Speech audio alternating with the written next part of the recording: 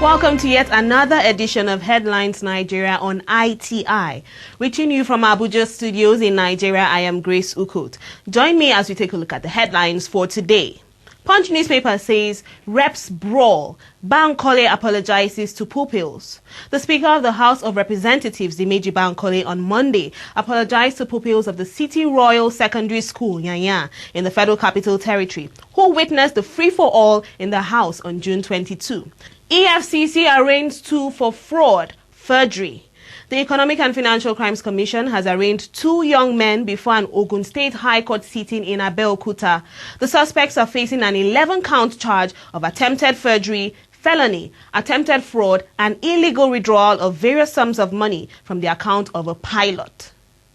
And Vanguard newspaper says, oil spill, Shell to pay 15.4 billion naira. A federal high court yesterday awarded 15.4 billion naira as special and punitive damages against Shell Petroleum Development Company of Nigeria Limited in favor of Ejamai Bubu community in Tai Eleme local government area of Rivers State for an oil spill that occurred in 1970. Umezeoke denies IBB's presidential bid under ANPP. National Chairman of All Nigeria People's Party (NPP), Chief Edwin Umezeoke, has said he was not aware that former military President General Ibrahim Babangida has declared interest to run for the 2011 presidential election on the party's platform. And now, next newspaper, Nigerian Christians get new leader. Ayo Orisha-Jaffor, the General Overseer of Word of Life Bible Church, Warri, Delta State, has been elected the new president of the Christian Association of Nigeria. Until his election, Mr. Orisha-Jaffor was the president of the Pentecostal Fellowship of Nigeria, one of the component units of CAN. Ondo defends ban on television viewing in offices. The Ondo state government yesterday defended the ban on the viewing of television in the offices of its ministries, departments, and parastatals, saying the action was taken to enhance productivity. Government asked doctors to end strike. The Labour Minister Chukwuemeka Wogu has called on resident doctors to end their ongoing strike as the federal government is committed to ensuring that their demands were met. He made the appeal after a meeting between the Nigerian Medical Association, the Federal Ministry of Health, and the Ministry of Labour and Productivity, which he hosted. Oshomole decries neglect of public education.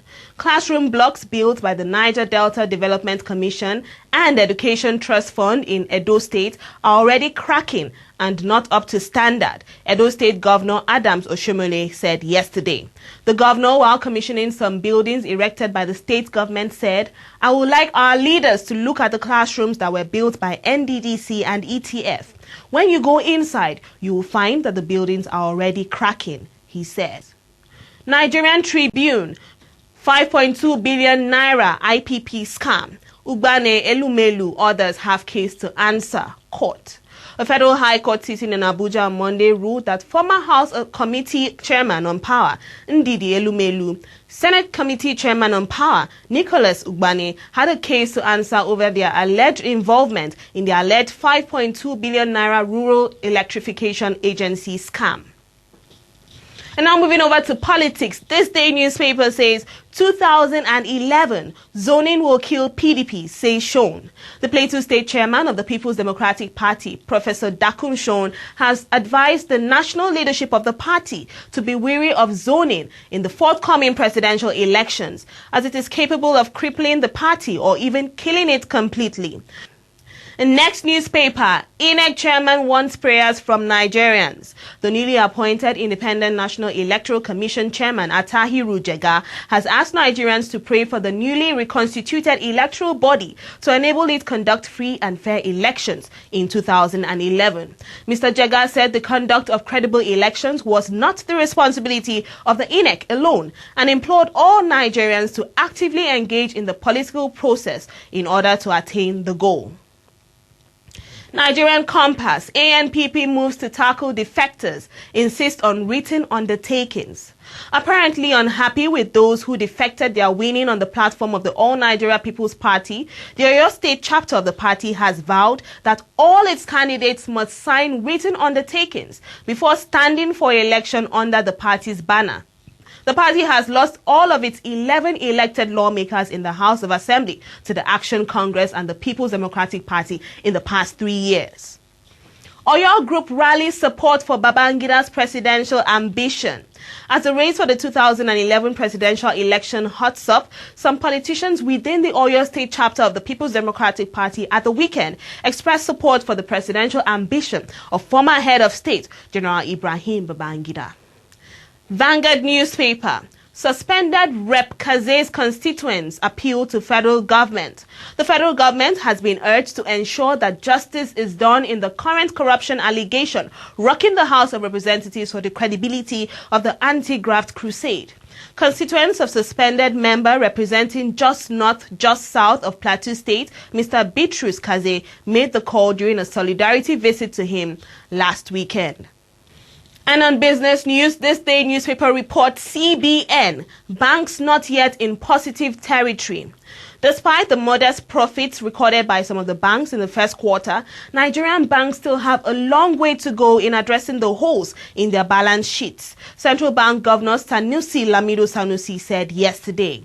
He also disclosed that 150 billion naira out of the 500 billion naira intervention fund is ready for drawdown and will be accessed by 150 manufacturers before the end of this month. Next newspaper, Nigeria lags behind in telephone coverage. Following the International Telecommunications Union statistics released last month that over 90% of the world's population is covered by mobile cellular network, experts say that Nigeria is still growing to catch up with the global standard. Nigerian Compass Institute advises federal government on oil savings fund. To promote sustainable economic development, the federal government is considering the creation of a sovereign wealth fund, a savings tool that could protect against the volatility of the country's main revenue source, oil. According to the Revenue Watch Institute, Nigeria risks repeating patterns of weak economic governance and volatile spending unless its new fund features certain safeguards.